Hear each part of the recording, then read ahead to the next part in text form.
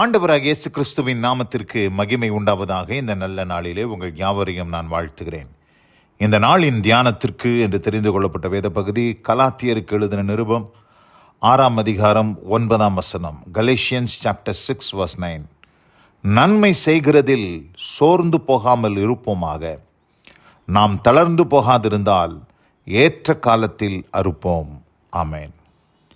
பிரியமானவர்களே, நான் வாசிக்க கேட்டதான இந்த வார்த்தைகளிலே அப்போஸ்தலனாகிய பவுல் என்ன சொல்லுகிறார் என்று சொன்னால், நன்மை செய்கிறதில் சோர்ந்தே போகக்கூடாதுன்னு சொல்கிறார். சாதாரணமாக நம்ம நன்மை செய்யலாம், யாருக்காச்சும் ஒரு உதவி செய்யலாம் அப்படின்னும் போது அதன் மூலமாக நிறைய பிரச்சனைகளை நம்ம சந்திக்க வேண்டிய ஒரு சூழல் உண்டாகுது.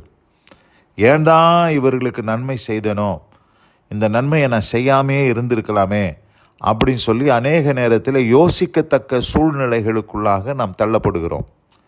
அதனால் நிறைய பேர் என்ன பண்ணுறாங்க, நன்மை செய்கிறதே விட்டுட்டாங்க. நன்மை செய்ய வேண்டாம், நம்ம நன்மை செஞ்சாலே ஏதாச்சும் ஒரு பிரச்சனை வருது, தேவையில்லாத கெட்ட பேர் வருது அப்படின்னு சொல்லி இன்றைக்கி நிறைய பேர் நன்மை செய்கிறதே நிறுத்திட்டாங்க. ஆனால் கர்த்தருடைய பிள்ளைகளாக இருக்கிற நாம் எப்படி இருக்கணும், நன்மை செய்கிறதில் சோர்ந்து போகாமல் இருக்கணும். நிறைய சோர்வுகள் வரும். நன்மை செய்யும் போது நமக்கு நிறைய சோர்வுகள் வரும், கெட்ட பேர் வரும், தேவையில்லாத பழிச்சொல் வரும். இப்படி நம்ம நன்மை செய்து பாடு அனுபவிக்கிற ஒரு அனுபவத்திற்குள்ளாக நாம் அநேக நேரங்களிலே தள்ளப்படுகிறதை நாம் அறிந்திருக்கிறோம். வேதத்தில் வாசிக்கும் போது 1 பேதுரு 2 அதிகாரத்துக்கு நாம் திருப்பிக் கொள்வோம். 20 நான் வாசிக்கிறேன். நீங்கள் குற்றம் செய்து அடிக்கப்படும் போது பொறுமையோடே சகித்தால் அதனால் என்ன கீர்த்தி உண்டு? நீங்கள் நன்மை செய்து பாடுபடும் போது பொறுமையோடு சகித்தால் அதுவே தேவனுக்கு முன்பாக பிரீதியாக இருக்கும். என்ன சொல்கிறாரு, நீங்கள் குற்றம் செய்து அடிக்கப்படும் போது பொறுமையோடு சகிக்கிறதுனால ஒரு பிரயோஜனம் இல்லை.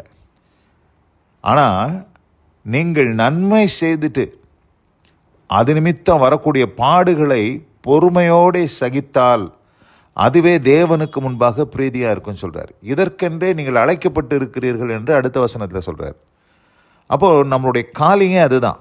நன்மை செய்து கெட்ட பெயர் வாங்கணும், நன்மை செய்து நம்ம பலவிதமான பழிச்சொல்லுக்கு ஆளாகணும் அப்படின்றது தான் நம்ம கிறிஸ்துவ வாழ்க்கையில் ஆண்டவர் கற்றுக் கொடுக்குற ஒரு பாடம். ஆனால் இங்கே என்ன சொல்கிறாரு, நன்மை செய்கிறது நீங்கள் சோர்ந்து போகாமல், நன்மையை உங்களுக்கு கெட்ட பேர் வந்தாலும் பழிச்சொல் வந்தாலும் உங்களை தவறாக பேசினாலும் நீங்கள் நன்மை செய்கிறதில் சோர்ந்து போகாமல் நீங்கள் செய்கிற நன்மையை செய்து கொண்டே இருப்பீர்களானால், தளர்ந்து போகாதிருந்தால் ஏற்ற காலத்தில் அறுப்போம் என்று போடப்பட்டிருக்குது. And let us not grow weary while doing good, for in due season we shall reap if we do not lose heart. And we shall reapன்னு சொல்கிறார். அறுவடை பண்ணலாம். ஒரு குறிப்பிட்ட காலத்துக்கு பின்பாக நம்ம விதைத்த விதைகள், நன்மை என்கிற விதைகள், நீங்கள் எல்லாத்தையும் விதைக்கிறீங்க, நல்லதெல்லாம் விதைக்கிறீங்க, நன்மை செஞ்சு செஞ்சு செஞ்சு நீங்கள் ஆவிக்குரிய ரீதியில் விதைத்து கொண்டு இருக்கிறீர்கள். அந்த விதைகளெல்லாம் ஒரு நாளில் நிச்சயமாக பலன் தரும். இன்றைக்கி ஒருவேளை உங்களுக்கு கெட்ட பேர் வரலாம், இன்றைக்கி ஒருவேளை நீங்கள் நன்மை செஞ்சதுனால உங்களுக்கு தப்பான ஒரு பெயர் உண்டாகி இருக்கலாம். ஆனால் ஏற்ற காலத்திலே நீங்கள் தளர்ந்து போகாமல் நீங்கள் பொறுமையோடு காத்திருப்பீர்களானால் ஏற்ற காலத்திலே நாம் அறுப்போம் என்று இந்த இடத்துல வேதம் சொல்லுகிறதை நாம் பார்க்கிறோம். அப்போது நிச்சயமாக ஒரு அறுவடை உண்டு, நிச்சயமாக ஒரு நன்மையான ஒரு நாட்கள் வரும் என்பது உண்மை. அந்த நாளை எதிர்பார்த்து நாம் இன்றைக்கு நமக்கு கெட்ட பேர் வந்தாலும் நல்லது செஞ்சுக்கிட்டே இருக்கணும் தான் ஆண்டவர் சொல்கிறார்.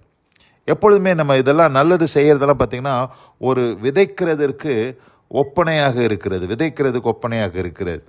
126 சங்கீதத்தில் பாருங்கள், அங்கே 5 சொல்லுது, கண்ணீரோடு விதைக்கிறவர்கள் கம்பீரத்தோடு அறுப்பார்கள்.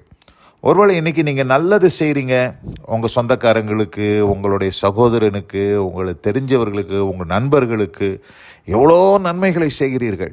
ஆனால் அது நிமித்தம் உங்களுக்கு எந்த விதமான பலனும் இல்லை, எந்த பலனும் இல்லை. அதுக்கு பதிலாக கெட்ட பேர் தான் வருது.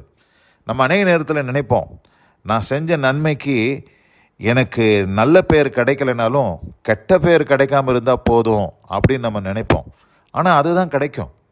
அப்போ இங்கே என்ன சொல்கிறாரு, கண்ணீரோடு விதைக்கிறவர்கள் கம்பீரத்தோடு அறுப்பார்கள். அப்போது ஒரு குறிப்பிட்ட காலம் இருக்குது, அந்த காலம் பதில் சொல்லும். அந்த காலத்துக்கு நாம் காத்து இருக்கும்போது இங்கே சொல்கிறாரு, தளர்ந்து போகாதிருந்தால் ஏற்ற காலத்தில் அறுப்போம். நிச்சயமாக நீங்கள் செய்த எல்லா நன்மைக்கு தக்கதான பலனை நிச்சயமாக அறுப்பீர்கள் என்பதிலே எந்த சந்தேகமில்லை. ஒரு சின்ன கதை சொல்கிறேன். சைனீஸ் பேம்பு, அந்த மூங்கில், சைனாவில் இருக்கக்கூடிய குறிப்பிட்ட ஒரு மூங்கில் வெரைட்டி, அதை ஒரு விவசாயி அவன் நிலத்தில் விதைக்கும் போது அந்த விதைகளுக்கு நீர் பாய்ச்ச ஆரம்பிப்பான். அவன் ஒரு வருஷம் முழுவதும் நீர் பாய்ச்சிருப்பான். ஆனால் பார்த்திங்கன்னா ஒரு சின்ன முளை கூட கிளம்பிடு, ஒரு ஷூட்டு கூட வெளியில் வந்திருக்காது. 2வது வருஷம் நீர் பாய்ச்சிருப்பான். திருப்பி அதே நிலமையில தான் அந்த நிலம் இருக்கும். 3வது வருஷம், 4வது வருஷம், அப்படி 4 வருஷம் அந்த மூங்கில் விதைகளுக்கு நீர் பாய்ச்சி ஒரு பலனும் இல்லை. ஆனால் 5வது வருஷம் அவன் நீர் பாய்ச்ச ஆரம்பிக்கும் போது அந்த மூங்கில் பாருங்க முளைத்து 6 வாரத்துக்குள்ள, வித்தின் 6 வீக்ஸ் 80 அடி உயரத்திற்கு அது வளர்ந்துடும். 5 வருஷத்தில் ஒருவேளை அந்த மூங்கில் வளர்ந்தால் எவ்வளோ அளவுக்கு வளருமோ அதை பார்க்கிலும் அதிகமாக அந்த 5வது வருஷத்தில் ஓங்கி வளருகிறது என்பது தான் அந்த சைனீஸ் பாம்புவை குறித்ததான ஒரு காரியமாக இருக்கிறது.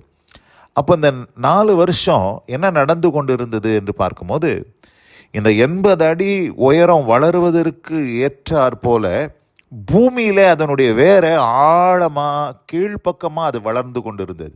முதல் வருஷம், 2வது வருஷம், 3வது வருஷம், 4வது வருஷம்லாம் அது பூமியில் தன் வேர்களை ஆழமாய் விட்டு ஒரு 80 அடி வளரக்கூடிய ஒரு மூங்கில் மரத்திற்கு எந்த அளவுக்கு வேர் தேவையோ அந்த அளவுக்கு வேரை அந்த 4 வருஷம் அது வளர்த்து அதற்கு பின்பதாக தான் அது முளைத்து வெளியில் கிளம்பிட்டு. அப்போ அந்த 5 வருஷமும் அந்த விவசாயி விசுவாசத்தோடு, நம்பிக்கையோடு, எதிர்பார்ப்போடு அவன் அதற்கு தண்ணீர் பாய்ச்சி பொறுமையோடு அவன் காத்திருந்தான். அவன் விதைத்த விதைக்கு ஏற்ற அறுவடையை அவன் பெற்றுக்கொண்டான். அதுபோல நன்மை செய்கிறதில் நாம் சோர்ந்து போகாமல் நாம் விதைத்து கொண்டே இருக்கும் பொழுது, தளர்ந்து போகாதிருந்தால் ஏற்ற காலத்தில் அறுப்போம். we will reap.